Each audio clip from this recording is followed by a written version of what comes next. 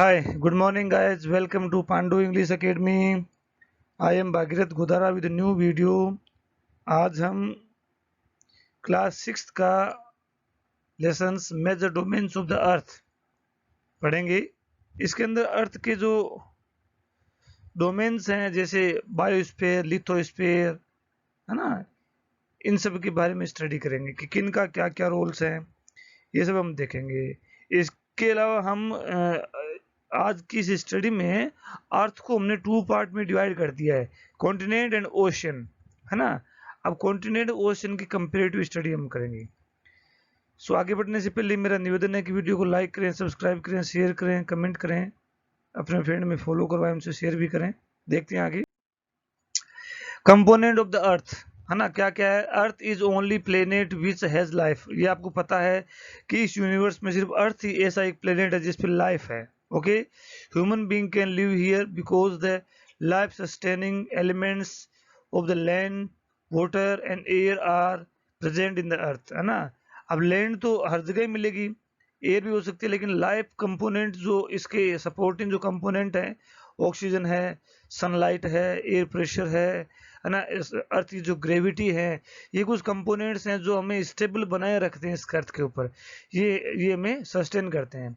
The surface of the earth is complex zone in which four main component of the environment meet, overlap and interact. Four main components है, कौन कौन से हैं?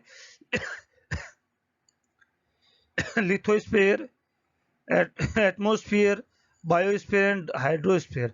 ये four चीजें important role play करती है। हालांकि आपको मैंने एक पहले वीडियो में बताया था लिथोस्फीयर क्या होता है, फिर भी हम दोबारा आज के इस वीडियो में स्टडी करेंगे। ये चीजें जो हैं ये हमारे इस अर्थ को रहने लायक और हमारे लिए यूजफुल बनाती है। देखते हैं कैसे। Lithosphere, solid portion of the earth is called the lithosphere.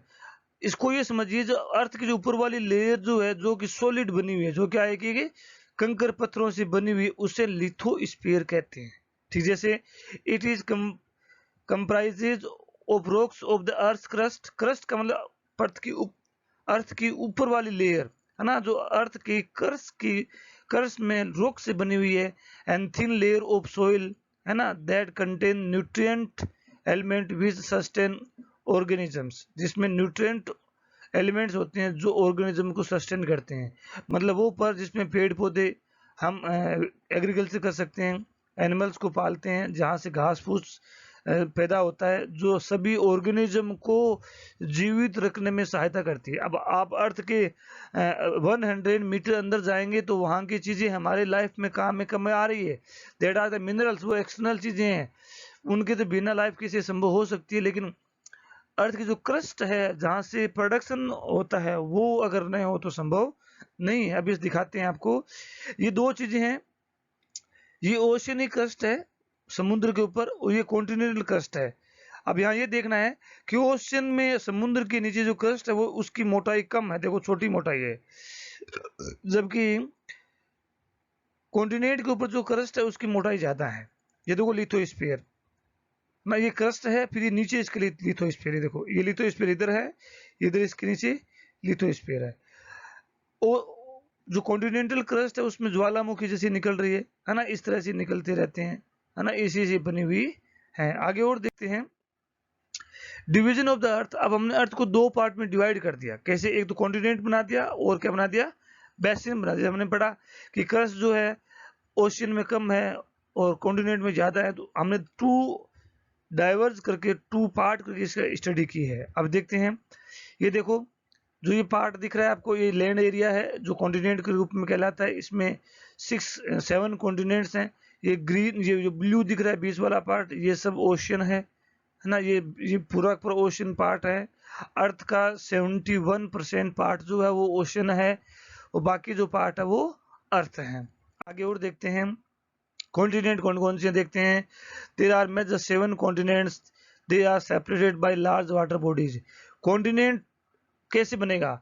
Continent वो कहलाता है जो 4 साइड से नेचुरल बाउंड्री से कवर हो, वही कॉन्टिनेंट होगा। वही कॉन्टिनेंट होगा जो 4 साइड से नेचुरल बाउंड्री से कवर हो।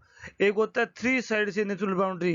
नेचुरल बाउंड्री का मतलब समझिए, समुद्र हो सकता है, पहाड़ी इलाका हो सकता है, पहाड़ या किसी हिमालय की चोटी से, हिली एरिया की चोटी से कोई बाउंड्री सेपरेट हो तो उसे हम क्या कह सकते हैं, कॉन्टिनेंट कह सकते हैं। अगर 3 साइड से नेचुरल बाउंड्री बनी हुई हो तो उसे सब कॉन्टिनेंट कहते हैं। जैसे इंडिया का साउदर्न पार्ट सब कॉन्टिनेंट है, ये क्या कहलाता है, इंडिया एक सब कॉन्टिनेंट है, क्योंकि इंडिया के साउदर्न पार्ट के अंदर हिमालय है, ईस्टर्न पार्ट में, साउदर्न पार्ट में समुद्र है, पैसिफिक ओशन है, इंडियन ओशन है, इसके वेस्ट साइड में अरबियन ओशन है, ईस्ट साइड में बे ऑफ बंगाल है, नॉर्दर्न साइड में हिमालय है ना। ओनली वेस्टर्न साइड जो हाफ बची है वही थोड़ी बहुत ही लैंड बाउंड्री है।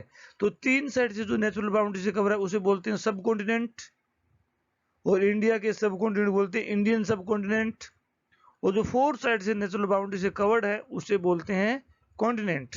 तो वर्ल्ड में 7 कॉन्टिनेंट हैं। Greater part of the land mass lie in the northern hemisphere. अब जो अर्थ का हेमिस्फीयर है, जैसे मान लीजिए कि ये अर्थ है गोल, और ये इसके इक्वेटर है, और ज्यादातर जो लैंड एरिया है वो नॉर्दर्न हेमिस्फीयर में है। अर्थ का ज्यादातर लैंड एरिया किस तरफ है, नॉर्दर्न हेमिस्फीयर में, साउदर्न में तो फिर भी कम है। देखते हैं हम कौन कौन से कॉन्टिनेंट हैं।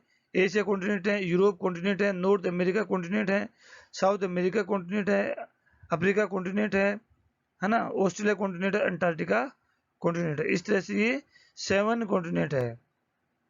ठीक है, आगे हम और देखते हैं। अब हम इनकी कॉन्टिनेंट वाइज स्टडी करेंगे।